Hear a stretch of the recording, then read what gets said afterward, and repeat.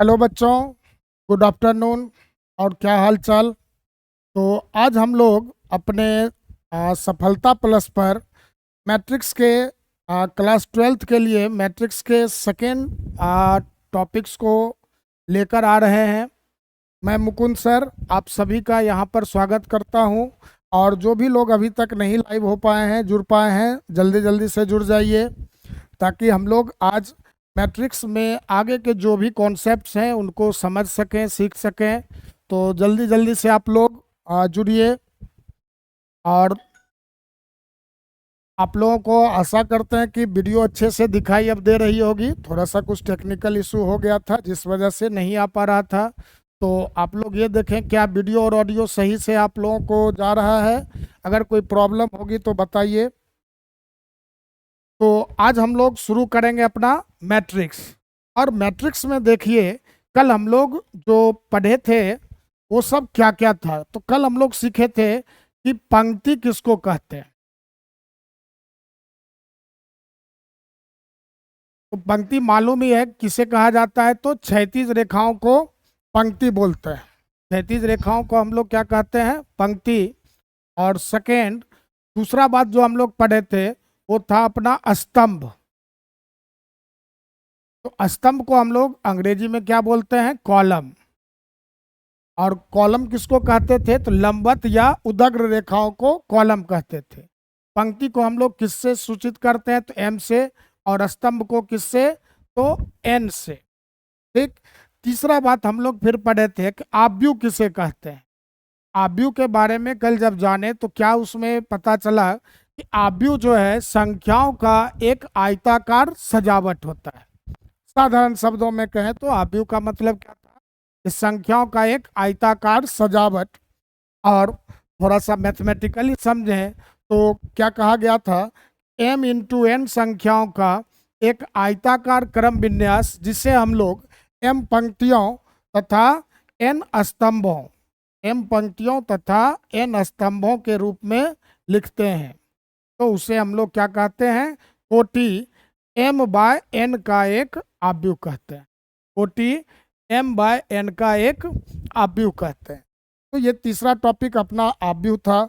उसके बाद हम लोग फिर अपना आगे देखे थे चौथा पॉइंट कि कोटि किसे कहते हैं। तो कोटि का एक दूसरा नाम हम लोग क्या और जाने थे? कोटि को क्या कहा गया है? क्रम। कोटि को और भी हम लोग क्या बोलते हैं? क्रम। और इसको हम लोग ऑर्डर के नाम से जानते हैं। तो ऑर्डर क्या बताता था कि किसी भी आव्यूह के अंदर कितने पंक्ति हैं और कितने स्तंभ हैं। ऑर्डर से हम लोग को क्या मिलता है? किसी भी आव्यूह के अंदर कितने पंक्ति और कितने स्तंभ हैं। और इसे हम लोग किससे निरूपित करते थे? तो m क्रॉस n से। लेकिन कल भी आपसे चर्चा हुई थी इस बात को लेकर, m क्रॉस n पढ़ते हैं लिखते हैं लेकिन हम लोग बोलते क्या हैं? तो m बाय n कहते हैं। इसके बाद तो ये अपना कल का टॉपिक था जो कि हम लोग चर्चा में लाए थे कल। तो सबसे पहले पंक्ति, फिर स्तंभ, फिर आव्यूह किसे कहते हैं, कोटि किसे कहते हैं। और इसके अलावा हम लोग एक पांचवा बात देखे थे कि अवयव अवयव किसे कहते हैं और प्रविष्टि किसे कहते हैं। अवयव या प्रविष्टि दोनों एक ही चीज है। इसी को हम लोग एलिमेंट भी बोलते हैं और इंट्री भी कहते हैं। एलिमेंट और इंट्री। और किसी भी अवयव को हम लोग AIJ से निरूपित करते हैं। किससे? AIJ से निरूपित करते हैं। और देखिए यहाँ AIJ जो है आपका, तो ये AIJ आपको क्या बतलाता है कि आयवें पंक्ति तथा केवें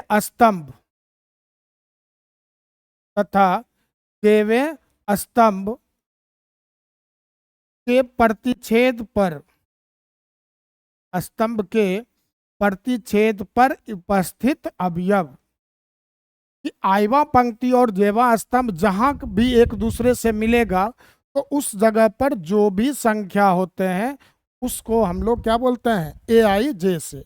तो मान लो कि जैसे हम लोग कल बात किए थे कि A12 है, तो A12 का मतलब क्या था कि पहला पंक्ति और दूसरे स्तंभ के प्रतिच्छेद पर उपस्थित अवयव। फिर A2 अगर लिखते हैं तो इसका क्या मतलब निकलता था कि दूसरे पंक्ति और तीसरे स्तंभ पर उपस्थित अवयव। फिर A14 अगर लिख रहे हैं तो इसका क्या मतलब था कि पहले पंक्ति और चौथे स्तंभ पर उपस्थित अवयव। अब हम लोग थोड़ा सा एक नया काम करते हैं।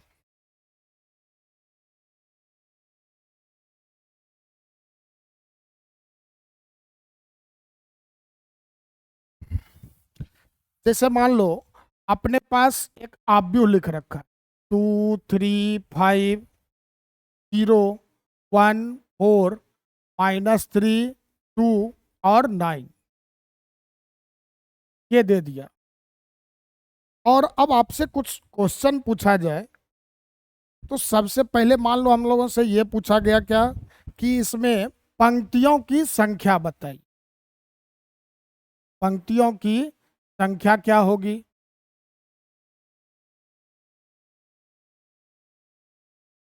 ठीक। फिर कहा गया स्तंभों की संख्या बताइए। तो स्तंभों की संख्या। नेक्स्ट पूछा गया कोटि क्या होगा।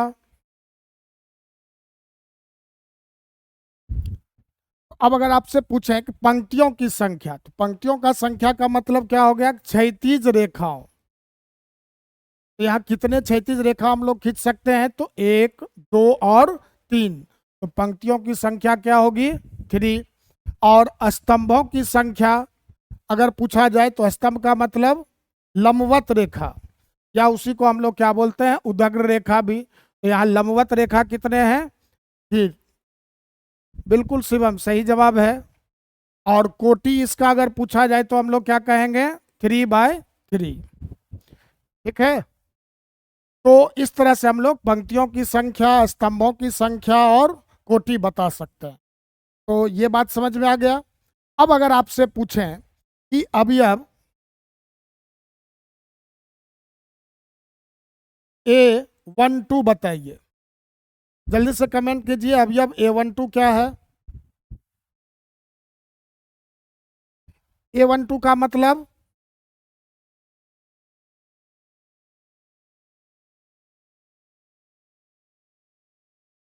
A12 का मतलब फर्स्ट रो और सेकेंड कॉलम। तो फर्स्ट रो और सेकेंड कॉलम जहां पर मिलेंगे उस जगह पर जो अवयव मिल रहा है। तो फर्स्ट रो और सेकेंड कॉलम किस जगह मिल रहा है? 3 पर। तो आपका A12 का वैल्यू क्या होगा? 3। मनीष सही है, शिवम सही है, बिल्कुल सही जवाब। नेक्स्ट बताइएगा तो A24, A24 क्या होगा? जल्दी से बताना। A24 नहीं शिवम, आप ध्यान से देखिए। A24 का मतलब क्या हुआ पहले ये समझे हम लोग। A24 का मतलब है कि सेकेंड रो और फोर्थ कॉलम, मतलब दूसरा रो और चौथा कॉलम। तो दूसरा रो चौथा, दूसरा रो तो है, क्या यहाँ चौथा कॉलम है? अभी आप ही लोग जवाब दिए थे कि स्तंभों की संख्या कितनी है? 3। तो ये यहाँ संभव नहीं है। ठीक, जीरो भी नहीं बोलेंगे, जीरो भी रविशंकर नहीं कहेंगे। ठीक है, यहाँ पर ये चीज संभव नहीं है क्योंकि इसमें चौथा कॉलम है ही नहीं। ठीक, चलिए तो ये बात समझ में आ गया। एक आध और करते हैं। अब अगर आपसे पूछे कि A31 क्या होगा? A31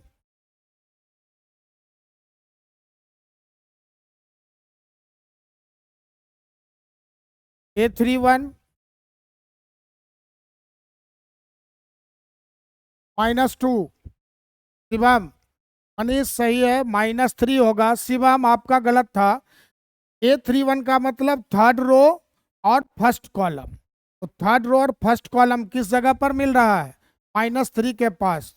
हम लोग A31 क्या कहेंगे? -3। ठीक है, चलिए तो आप लोग ये समझ में आ गया पंक्ति किसको कहते हैं, स्तंभ बिल्कुल सही, रविशंकर आपका सही है, मनीष सही है। ठीक, चलिए अब आगे बढ़ते हैं हम लोग।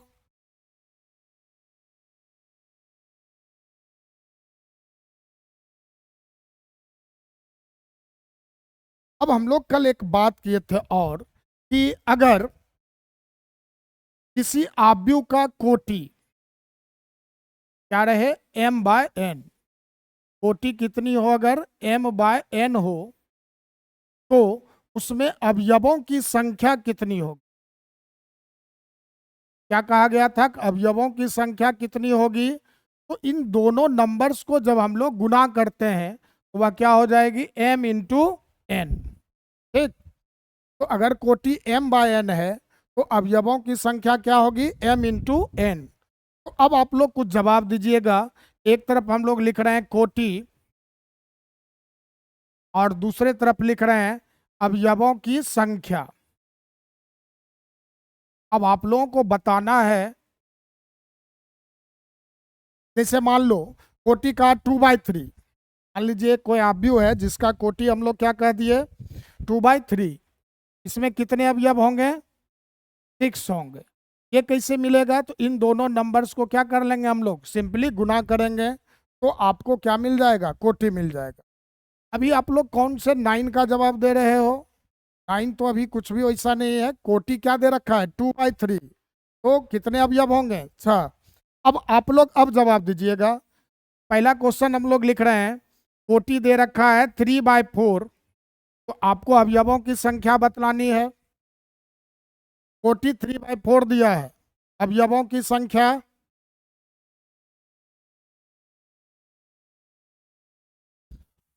12, बिल्कुल सही जवाब शिवम। तो यहाँ देखो 3 रो है 4 कॉलम है, दोनों नंबर्स को गुना करेंगे क्या मिल जाएगा, 12 मिल जाएगा। बिल्कुल शिवम का सही है, मनीष का सही है, रविशंकर 6 आपका गलत आ रहा है।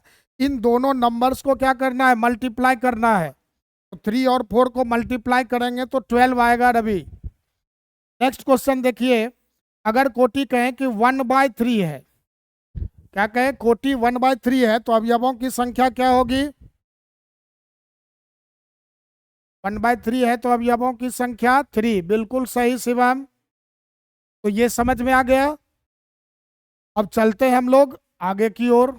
शिवम सही, मनीष का सही है 3। कैसे मिलता है ये हम लोगों को, तो हम लोग इन दोनों नंबर्स का क्या करेंगे, गुना करेंगे। 1 और 3 का गुना करते हैं तो 3। तो कोटि अगर मालूम हो तो हम लोग बहुत ही आराम से अवयवों की संख्या को ढूंढ सकते हैं। अब हम लोग बात करते हैं आगे।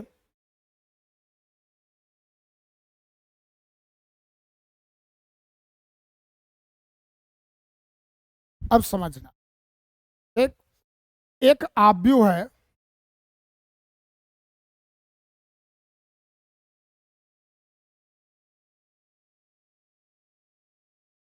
ठीक, जिसके पास कितने अवयव हैं, n।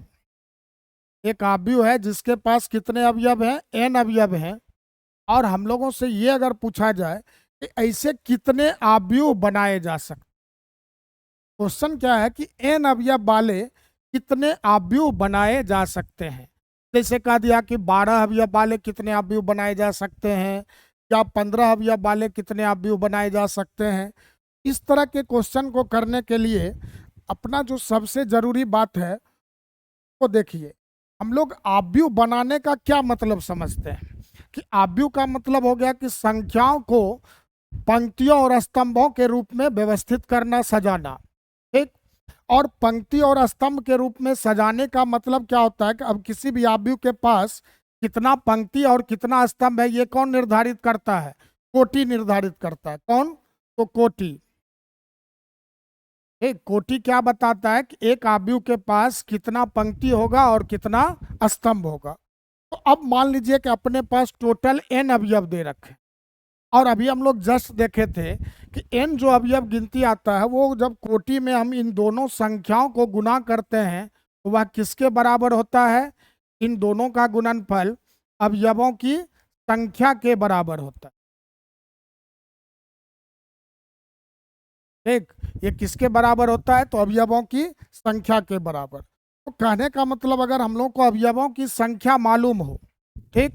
और पूछा जाए कितने आव्यूह बनेंगे, तो कितने आव्यूह के इस प्रश्न का जवाब देने के लिए आपको सिंपल सा एक काम करना है। आव्यूहों की संख्या बराबर n को आप जितने भी तरीके से तो प्राकृत संख्याओं के गुणा के रूप में लिख सकते हो, जितना भी प्रकार से आप लिख सकते हैं वही अब उनकी संख्या ही क्या होगी, आपकी आव्यूहों की संख्या। तो अब जैसे मान लो एक क्वेश्चन लेते हैं हम लोग, पहले इसको समझ लीजिए इसका क्या मतलब निकल रहा है। तो सबसे पहला बात क्या ध्यान में रखना है कि n को आप जितने भी तरीके से तो प्राकृत संख्या तो हम लोग समझ ही रहे हैं कहाँ से प्रारंभ होता है, एक से। 1 2 3 4 5 6 7 8 9 इस तरह जो भी आ रहा है उसको हम लोग क्या बोलेंगे, प्राकृत संख्या। तो जैसे हम लोग एक क्वेश्चन करें इस पर कि 15 अवयव वाले कितने आव्यूह बनाए जा सकते हैं, ठीक। तो 15 अवयव वाले कितने आव्यूह बनाए जा सकते हैं, तो इसका क्या जवाब होगा।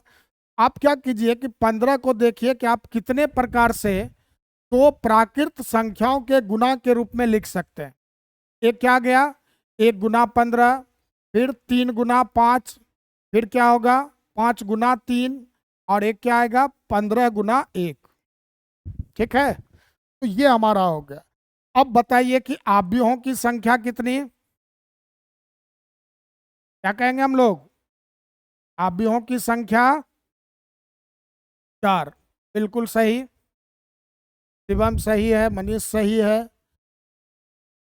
मनीष केवल 1/15 नहीं लिखते, आपको ये देखना था कि 15 को आप कितना प्रकार से दो संख्या के गुना के रूप में लिख पाओगे, तो जितना भी संभव हो सभी को बताना है। अब सर ये कंफ्यूजन है कि सर 1/15 कि 1 इंटू 15 और 50 इंटू 1 दोनों तो एक ही बात है, दोनों एक बात नहीं है। जब हम लोग 1 इंटू 15 कहते हैं, यहाँ 1 किसको बता रहा है, पंक्ति को। तो इस आव्यूह में क्या है, एक पंक्ति है और 15 स्तंभ है।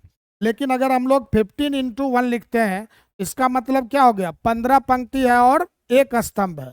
तो ये ध्यान रखना है कि 1/15 और 15/1 ये आपको आव्यूह के अंदर दोनों अलग अलग कोटि को निर्धारित कर रहे हैं। तो ये नहीं सोचना है कि दोनों का मतलब एक ही है। चलिए नेक्स्ट इस पर एक और सवाल करते हैं। अब मान लीजिए अगर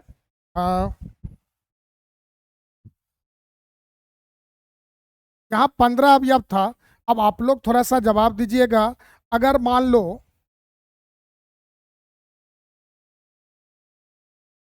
अगर 14 अवयव रहा होता है, तो सवाल क्या है कि 14 अवयव वाले कितने आव्यूह होंगे, 14 अवयव वाले कितने आव्यूह होंगे।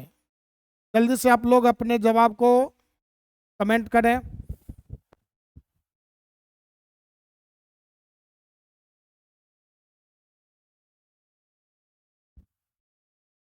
14 अवयव वाले कितने आव्यूह होंगे।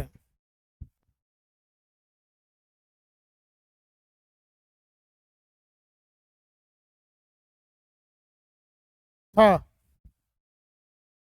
चलिए देख ले रहे हैं। मनीष 3, शिवम का जवाब 6 है, रविशंकर का 4 है। चलिए रविशंकर, अच्छा मनीष अब जाकर आप सही हो रहे हो। शिवम 6, अभी भी 6 बता रहे हैं आप। देखिए यहाँ 1/14, दूसरा 2/7, 7/2 और 14/1।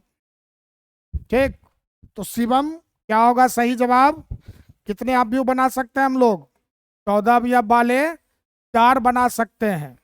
ठीक, कोटि क्या होगा उनका, एक तो 1/14, 2/7, 7/2 और 14/1। समझ में आ गया। चलिए इस पर एक और क्वेश्चन हम लोगों का हुआ करता है,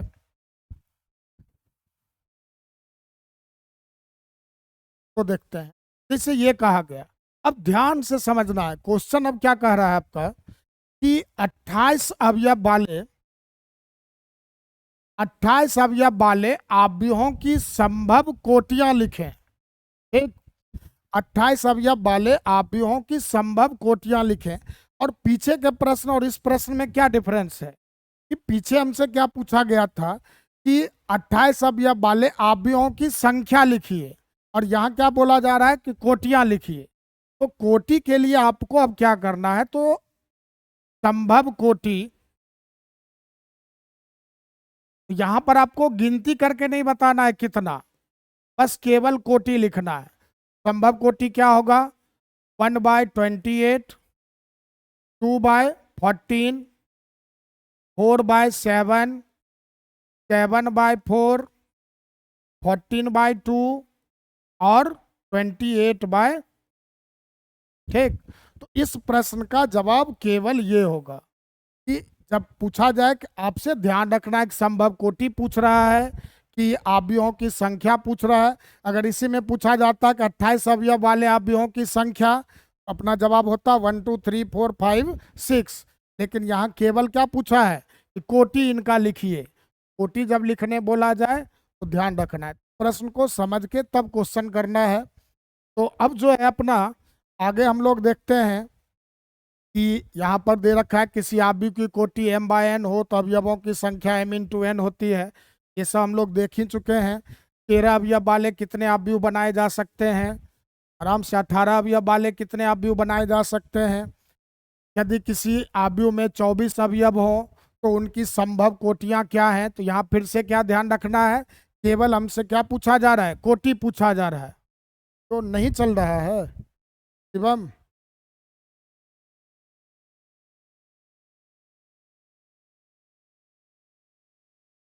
अब ठीक हो गया शिवम।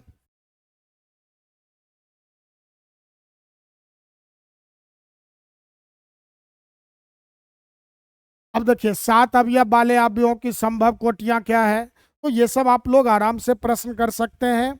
अब जैसे क्या कहा, इस समझ इसको देखना 5 नंबर को, यदि किसी में 18 अवयव हो तो उनकी संभव कोटियां क्या है, ठीक। और फिर पूछ रहा है यदि इसमें 5 अवयव होते तो क्या होता। तो ये आपको एक ही में दो क्वेश्चन दिया, एक पूछ रहा है कि 18 अवयव अवयव वाले अवयव की संभव कोटि लिखें, और दूसरा प्रश्न क्या है कि 5 अवयव वाले अवयव की संभव कोटि लिखें, ठीक। तो ये सब प्रश्न है। अब यहाँ पर आपको कुछ क्वेश्चंस दे रखे हैं, का जवाब जैसे हम लोग देखते हैं। सबसे पहला कि अवयव ए बराबर AIJ द्वारा प्रदत्त हो एवं ए क्या है, तो 4 - 2 1 3 5 7 9 6 21 15 18 -25, ये अपना एक अवयव दे रखा है। अब हमसे पूछा क्या जा रहा है, एक ही कोटि लिखे। फर्स्ट प्रश्न में क्या कहा, एक ही कोटि। तो क्या आप एक ही कोटि बता सकते हो, क्वेश्चन नंबर 1 जवाब दे सकते हैं। इस अवयव एक ही कोटि क्या होगी, तो कोटि का मतलब कितना क्षैतिज रेखा, कितना क्षैतिज रेखा खींच सकते हैं हम लोग, 3। और कितना कितना लंबवत रेखा, नहीं मनीष ध्यान से देखिए, 4/4 नहीं मनीष, क्या होगा 3/3, 3/4 सॉरी 3/4 होगा। यहाँ क्षैतिज रेखा देखिए, एक क्षैतिज रेखा, दो क्षैतिज रेखा, तीन क्षैतिज रेखा। क्षैतिज रेखा कितने हैं, 3। क्षैतिज रेखा का मतलब पंक्ति का संख्या, और लंबवत रेखा कितने हैं, 4। स्तंभों की संख्या क्या बोलेंगे हम लोग, 4। तो कोटि क्या होगा, 3/4, बिल्कुल सही शिवम। अब देखो इसमें नेक्स्ट क्वेश्चन क्या कहा, अवयवों की संख्या ज्ञात करें। सेकेंड बी में क्या है, अवयवों की संख्या। बताइए इस अवयव में कितने अवयव हैं, जल्दी से कमेंट करें आप लोग। अवयव में कितने अवयव हैं, 14 नहीं मनीष, क्या कहा गया है, अगर किसी अवयव का कोटि मालूम हो तो इन दोनों, हाँ शिवम का सही है, मनीष अभी भी 14 पर ही है, रविशंकर अभी भी गलत, मनीष गलत है, शिवम का सही है 12 होगा। क्या कहा गया है कि अगर कोटि मालूम हो और अवयवों की संख्या पूछा जाए तो इन दोनों को क्या करें, गुना करें। तो 3 और 4 का गुणनफल क्या होगा, 12। अवयवों की संख्या क्या कहेंगे, 12 कहेंगे, ठीक। रविशंकर सही है। अब बताइए सी में करा निम्नलिखित अवयवों को लिखें, A13 A21, ये सब हम लोग पीछे भी देख चुके हैं, आराम से जवाब दे सकते हैं। A13 क्या होगा, A21 क्या होगा, A33 क्या होगा, A24 क्या होगा। तो इन सबको पहचान के आप लोग जवाब दीजिएगा। और आज जो है आप लोगों को ये सब जो क्वेश्चन है आपको डीपीपी में बिल्कुल रविशंकर 12 सही है। हाँ सही है, ठीक है शिवम। चलिए हम लोग नेक्स्ट क्वेश्चन की ओर चलते हैं। रविशंकर 5 जवाब आ रहा है रविशंकर का। क्वेश्चन क्या था? A13 का मतलब फर्स्ट रो थर्ड कॉलम पर 1 है। अच्छा मनीष अब जवाब दे रहे हैं 12 अवयवों की संख्या। ठीक है, चलिए नेक्स्ट हम लोग आगे बढ़ते हैं। आप लोग इन सब क्वेश्चंस को एक बार घर पे बनाइएगा, ये आपको आज डीपीपी के रूप में मिल जाएगा। हाँ सही है मनीष, शिवम का भी सही है एक। चलिए अब आते हैं नेक्स्ट क्वेश्चन पर। a बराबर 5 -2 6 1 7 0 8 -4 √2 2/5 4 और 5 है। पूछा गया आव्यूह में पंक्तियों की संख्या कितनी होगी? आव्यूह में A21 नहीं पूछा था, A12 पूछा गया था रविशंकर। नहीं चलिए अब उसको बाद में आप लोग देख लीजिएगा, पहले इस प्रश्न को देखते हैं हम लोग। एक आव्यूह दे रखा है, इसमें आपसे पूछा जा रहा है पंक्तियों की संख्या। शिवम 4 बता रहे हैं, मनीष का 3, रविशंकर का 4 जवाब आ रहा है, मनीष का 3 सही है। शिवम 4 कैसे हो गया? यहाँ देखो पंक्तियों की संख्या मतलब क्षैतिज रेखा आप कितना खींच सकते हो, कितने क्षैतिज रेखा खींचे जा सकते हैं? 3। हाँ अब सही हुआ सब लोग। अच्छा बताइए दूसरे प्रश्न में स्तंभों की संख्या कितनी होगी? स्तंभों की संख्या, स्तंभ का मतलब, स्तंभ का मतलब हो गया आपका क्या? तो लंबवत रेखा। देखिए लंबवत रेखा जब हम लोग सोचते हैं तो इस तरह से, ठीक, तो बिल्कुल सही जवाब। स्तंभों की संख्या क्या है? 4। फिर कोटि आराम से बता सकते हो, 3 पंक्ति है 4 स्तंभ है तो कोटि क्या होगा? 3/4। सही है, मनीष का सही है, रवि का भी सही है। फिर आइए आव्यूह ए में प्रविष्टियों की संख्या। प्रविष्टि का मतलब अवयव, याद रखना इस नाम को, प्रविष्टि कहें या अवयव कहें दोनों का अर्थ क्या है? समान है। हाँ मनीष सही है, कोटि 3/4। अब बताइए प्रविष्टियों की संख्या 12, शिवम का सही है 12। तो आराम से हम लोग कह सकते हैं प्रविष्टि का अर्थ क्या होता है? अवयव। ठीक, तो आव्यूह ए की कोटि क्या हो गई? 3/4। अब ये सब जैसे दे रखा है A21 A23 A31 A14 A33 A22, इन सब को आप लोग आराम से कर लीजिएगा। आज जो है अब मैं अपना क्लास आज का जो है समाप्त करता हूँ, ठीक है। और कल हम लोग पढ़ेंगे आव्यूहों की रचना। ठीक, काफ़ी मज़ेदार और काफ़ी इम्पोर्टेंट ये टॉपिक है, और इससे जो है अपना क्वेश्चन ऑब्जेक्टिव में भी पूछा जाता है और 2 नंबर में भी आता है। तो कल हम लोग इसको बात करेंगे। कुछ कॉन्सेप्ट यूज होंगे क्रम गुणित संकेतन का जो आप क्लास 11th में पढ़े होंगे, ठीक, तो उनके मदद से हम लोग कुछ क्वेश्चन करेंगे, बाद बाकी और भी चीज़ पढ़ेंगे। और कल का क्लास कोई लाइव में मिस नहीं करेंगे, क्योंकि कल काफ़ी इम्पोर्टेंट होने वाला है आपका। ठीक, और तब तक जो है आप लोग, आज आपको डीपीपी भेज दिया जाएगा, समझ गए ना? लेक्चर 1 नहीं है ऐप पर, अच्छा आज मिल जाएगा, ऐप पर डाल दिया जाएगा लेक्चर 1। ठीक, और आप लोग को आज जो है, तो आज हम लोग पढ़े हैं इसका, इन सभी क्वेश्चंस का आपको पीडीएफ चला जाएगा, आप लोग उसको बना लेंगे। ठीक, पर कल वाला नहीं है। हाँ जी वो समझ रहा हूँ, कल वाला जो है ना आपको वीडियो अभी अपलोड कर दिया जाएगा, आप लोग उसको देख लेंगे, पढ़ लेंगे। ठीक, और कोई अगर डाउट होगा तो आप पूछने के लिए थोड़ा भी चिंतित नहीं होना है, तुरंत अपना कमेंट करेंगे। ठीक, होगा वैसा ज़रूरत होगा तो आपको फिर से उसको बता दिया जाएगा, समझ गया ना? और आज जो है हम लोग अब क्लास ओवर करते हैं, और आप लोग को आज डीपीपी मिलेगा, आप लोग इस सब क्वेश्चंस को करके रखिएगा, अगर कोई डाउट होता है तो फिर आप उसको पूछ लेंगे। चलिए धन्यवाद।